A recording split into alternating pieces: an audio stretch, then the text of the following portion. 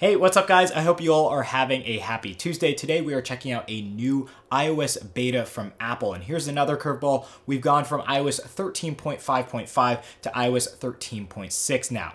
Now, one really interesting thing is that Apple has never released a 0.6 version of any iOS lineup, so it'll be interesting to see if there are any major changes in this version which warrant that upgrade.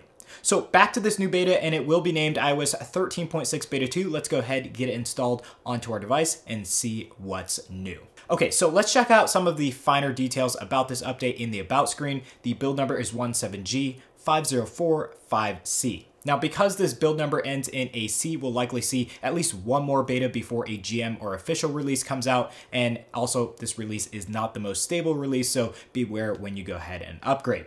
Now, as far as the total size for my iPhone 11 Pro Max, it was 336 megabytes in total, and then the modem firmware has stayed the same at 1.06.00.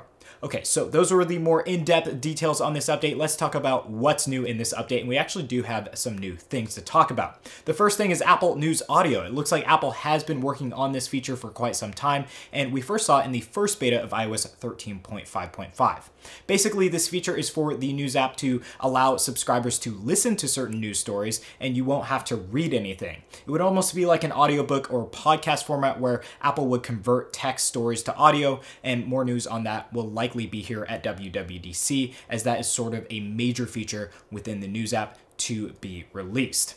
Now, a change that we saw specifically in Beta 2 is a new automatic software update page located in the Settings app. Basically, the page has been changed to the naming scheme of Customize Automatic Updates. And in this menu, you can select how your phone handles new updates. There are toggles for downloading iOS updates, and from there, you can choose what to do with them. And then there's an additional toggle to install those updates automatically. As per usual, those updates, if you do install them automatically, will install in the middle of the night, just as they did before. But in this new setup, it's actually a lot easier to just select the download now option, and you can choose what to do with it later, just in case maybe that update has a bug and you don't want to install it just yet. Now, next up, I just wanted to confirm with you guys that the iOS 13.5.5 Beta 1 update and this new iOS 13.6 Beta 2 update does fix the kernel patch for the Uncover jailbreak tool. A lot of people were a little bit confused and had questions about that, so I just wanted to clarify that patch has been made in these releases and jailbreaks are not possible on these new beta updates. Now, one problem that I was having in the iOS 13.5.5 Beta 1 update was Bluetooth issues. Basically, it would disconnect from my car, from Bluetooth headphones and everything like that. It was just really annoying, but it looks like in Beta 2, this issue has been solved. It would happen quite frequently on Beta 1, so I do know that this is solved in Beta 2 simply because there hasn't been anything within the past 30 to 40 minutes, and it looks like that issue is now solved. So if you had any Bluetooth issues, those should be solved now in Beta 2.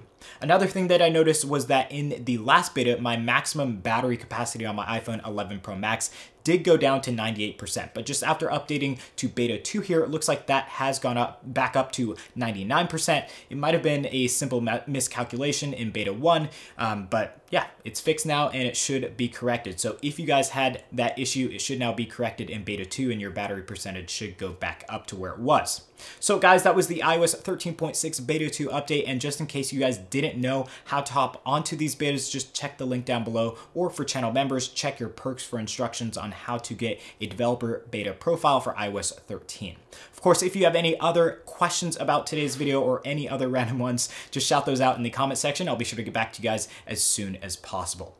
Now, just a quick reminder, we will be seeing WWDC in just 2 weeks. I was about to say a few, but it's just 2, so make sure to get subscribed and hit that notification bell button if you want to stay up to date with the latest and greatest on that event, and if you want to get a first look at iOS 14 as soon as we see that release.